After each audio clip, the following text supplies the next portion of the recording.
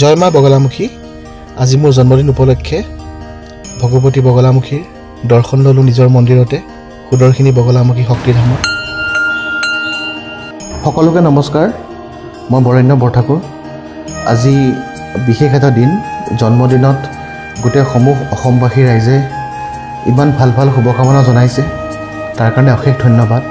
মা ভগৱতী বগলামুখীৰ ওচৰত মই সদায় প্ৰাৰ্থনা কৰিছোঁ যাতে সকলোৰে মংগল হয়, যাতে সকলোৰে বিপদ বিঘিনি বাধাখিনি নাশ হয়। আজি জন্মদিন বুলি দুআষাৰ ক'ব বিচাৰিছোঁ।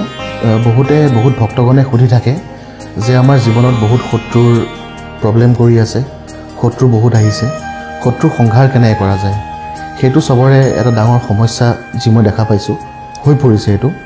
আৰু এই সমস্যাটোৰ এটাই সমাধান আছে, সেইটো হৈছে কি যে নিয়মীয়াকৈ বগলামুখী মাক নিজৰ ঘৰতেই চিন্তা কৰিলেই হ'ল।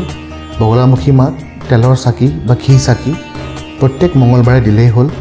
আৰু স্পেচিফিকেলি ৰাতিকৈ 9টা বজাত হনুমান চালিচা বা সুন্দৰকাণ্ড আমি পাঠ কৰিব লাগে। ৰামচৰিত্ৰ মানসৰ এটা অধ্যায় সুন্দৰকাণ্ড, আমি সেইটো অধ্যায়ৰ পৰা আমি এটা পাঠ কৰিব লাগে, যোনে হনুমানৰ বেছিকৈ বৰ বিচাৰিছে বা শত্ৰুৰ সংঘাৰ কৰিবৰ কাৰণে যোনে বিচাৰিছে। হনুমানো equally powerful like Bagalamukhi. Hanuman ৰুদ্ৰৰ এটা অৱতাৰ, সেইকাৰণে তেওঁ শত্ৰু সংঘাৰত বহুত বেছি পাৱাৰফুল। আৰু মা ভগৱতী বগলামুখী তেওঁ আদি শক্তি পৰম ব্ৰহ্মস্বৰূপিনী। যোন মানুহে বগলামুখীৰ নিয়মখিনি ইমান ভালকৈ কৰিবৰ কাৰণে নোৱাৰে, সেই মানুহখিনিৰ কাৰণে হনুমান চালিচা পাঠ বা সুন্দৰকাণ্ড পাঠ, এইখিনি বস্তু পাঠ কৰি পেলাই তেওঁলোকে নিজৰ থাপনাত বা নিজৰ গোঁসাই আসনত তেওঁলোকে ভালকৈ ৰাখিব লাগে সুন্দৰকাণ্ড, আৰু ভালকৈ বহি পেলাই হনুমানৰ গোটেইখিনি বস্তু পাঠ কৰিব লাগে ৰাতিকৈ 9টা বজাত। সদায় ৰাতিকৈহে কৰিলে ইয়াৰ উত্তম ফলটো পোৱা যায়। আৰু বহুতে মোক সোধে যে যোন মাংগলিকৰ বিধান কি আছে।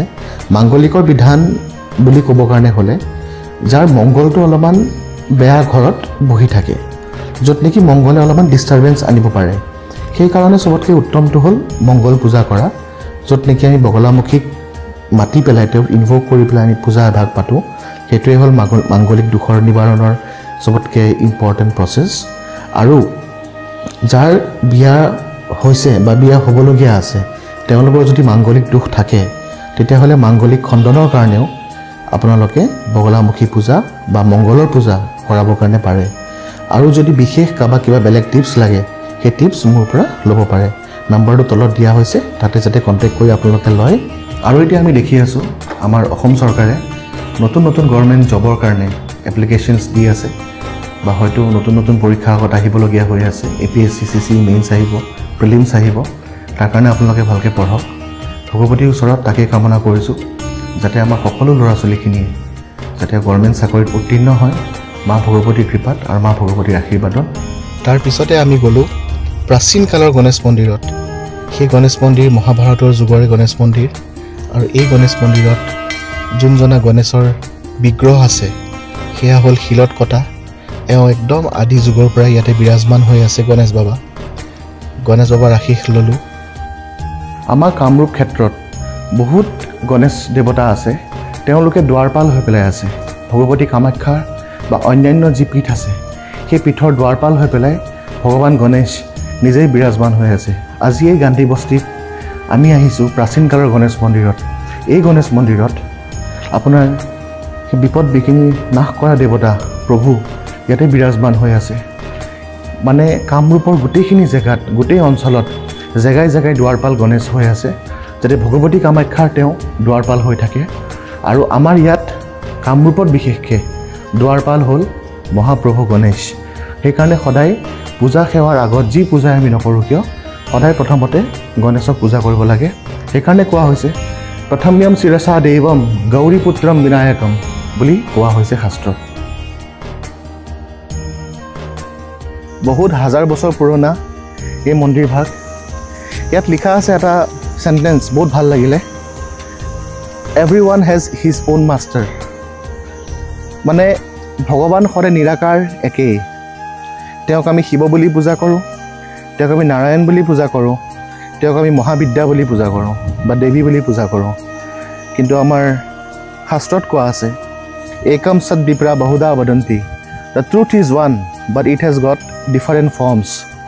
ফৰ্ম বেলেগ, কিন্তু সত্য এটাই আজি আহিলোঁ মহাদেৱৰ মন্দিৰত মহাদেৱক দৰ্শন কৰিব প্ৰাকৃতিক মন্দিৰ প্ৰতিষ্ঠা কৰা শিৱলিংগ নহয় ইয়াত অট'মেটিকেলি মাটিৰ তলৰ পৰা শিৱলিংগ ওলাই আহিছে আৰু এয়া মহাভাৰত বা তাৰ আগৰ যুগৰো হ'ব পাৰে এয়া শিৱ মন্দিৰ ইয়াতে হয়তো বহুত সাধকে আহি পেলাই ইয়াত পূজা অৰ্চনা কৰিছে মহাদেৱৰ কাৰণ তেওঁ হ'ল সুপ্ৰিম তেওঁৰ কোনো আদি নাই তেওঁৰ কোনো অনন্ত নাই মহাদেৱ যদি আমি চাব যাওঁ তেওঁ হ'ল ইনফাইনাইট আজি আহিলোঁ মহাদেৱৰ আশীৰ্বাদ ল'বলৈ আহকচোন আমি চাওঁ কেনেকৈ ভগৱান মহাদেৱক স্নান পদ্ধতিৰে স্নান কৰাওঁ ওম নমঃ শিৱায় শাম্ব সদা শিৱ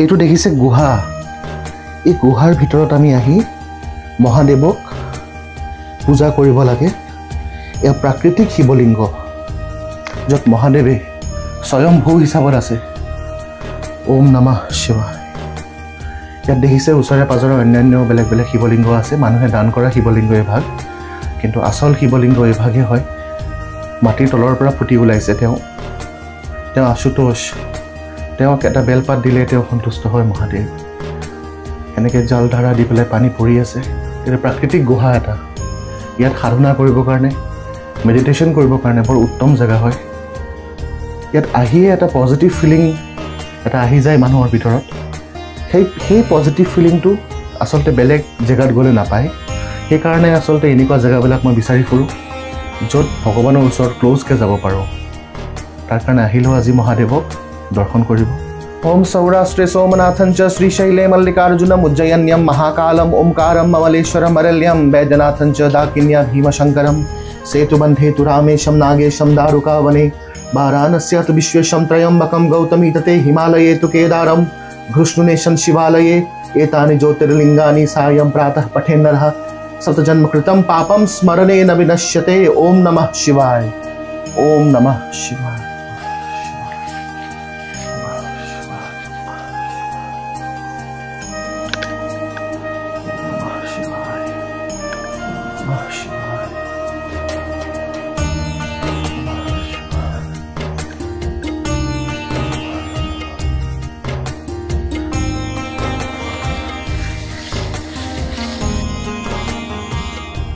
ইয়াতে মাতৃ মন্দিৰ আহিলোঁ মাতৃ মন্দিৰ আহি পেলাই ভগৱতী মা কামাখ্যাৰ কৃপাত অলপ ল'ৰা ছোৱালীবিলাকক চালোঁ চাই অলপমান দান চানো কৰিলোঁ জন্মদিনৰ দিনাখন বহুত ভাল লাগিলে তাৰপিছত হঠাতে দেখা পালোঁ ইস্কন মন্দিৰত ভগৱানৰ আৰতি হৈ আছে ইস্কন মন্দিৰৰ ইয়াত যোন হেড আছে তেওঁ মোক ইনভাইট কৰিলে প্ৰভু জীৱ দাস আৰু মোক আৰতিত ভাগ ল'বৰ কাৰণে নিমন্ত্ৰণ জনাই বহুত সুখ লাগিলে ভগৱান শ্ৰীকৃষ্ণ ৰাধাৰাণীৰ আৰতি কৰি পেলাই পাই মহাপ্ৰসাদ দিলে মহাপ্ৰসাদ ল'লোঁ প্ৰভু জীৱ দাসৰ লগত বাৰ্তালাপ হয় মোৰ আৰু অলপ ডিছকাছ কৰোঁ আমি যে বৈষ্ণৱিজিম আৰু তান্ত্ৰিচিজিমৰ মাজত সিমিলাৰিটিজ আৰু পাৰ্থক্যটো কি সেই ডিছকাশ্যনবিলাক কৰোঁ তেওঁ আশীৰ্বাদ দিলে বহুত ভাল লাগিলে মনটো তাৰ পৰা ইস্কন মন্দিৰৰ পৰা ভগৱান শ্ৰীকৃষ্ণ দৰ্শন কৰি মা ৰাধাৰাণী দৰ্শন কৰি আমি ওলাই আহিলোঁ বৃদ্ধাশ্ৰমলৈ গণসাৰথী বৃদ্ধাশ্ৰম আছে ইয়াতে বামুণী মৈদামত ইয়াতে আহি পেলাই পাই মনটো বিৰাট ভাল লাগিলে আইতাখিনিক লগ পালোঁ তেওঁলোকে আশীৰ্বাদ দিলে আৰু আইতাহঁতৰ লগত আচলতে আজি ভাত খোৱাৰ কথা আছিলে কিন্তু যিহেতু আৰু বেলেগ ফালে মই যাবলগীয়া আছিলে মন্দিৰত যাবলগীয়া আছিলে সেইকাৰণে তেওঁলোকৰ লগত ভাতটো খোৱা নহ'লে যদিও আইতাহঁতক ধুনীয়াকৈ ভাত গোটেইখিনি ব্যৱস্থা কৰি দিলোঁ সকলোকে মংগল কৰক ঠিক আছে সেইবুলিয়ে আমিনো নামৰ আশীৰ্বাদ দিব পৰা যোগ্য একো নহয় কিন্তু আপোনালোকে ধৰি লওক ইমান ধুনীয়াকৈ আছে তাৰপিছত হয়তো আপোনালোকৰ নেক্সট কিবা অপাৰেশ্যনত মই আহিম আহি পেলাই আৰু ভালকৈ কিবা যদি প্ৰগ্ৰেম চগ্ৰেম কৰিব পাৰোঁ তেতিয়াহ'লে বহুত ভাল লাগিব তাকে আৰু কণ্টেক্ট কৰিম হয় হয় দিনটো আজি বহুত ভাল লাগিলে মা ভগৱতী শ্ৰী কমল চৰণৰ কৃপাত আজি দৰ্শন হ'ল আইতাহঁতক লগ পালোঁ ভগৱান কৃষ্ণৰ দৰ্শন কৰিলোঁ মা বগলামুখীৰ দৰ্শন কৰিলোঁ তাৰপিছত গণেশ বাবাৰ দৰ্শন কৰিলোঁ আজি দিনটো বহুত ভাল তাতে স্বয়ম্ভূ মহাদেৱ শিৱলিংগ দেখা পালোঁ সকলোকে ভগৱানে মংগল কৰক যাতে সকলোৱে ভালকৈ থাকে আৰু যাতে সকলোৰে মংগল হয় তাকে কামনা কৰিলোঁ জয় মা বগলামুখী জয় মা কামাখ্যা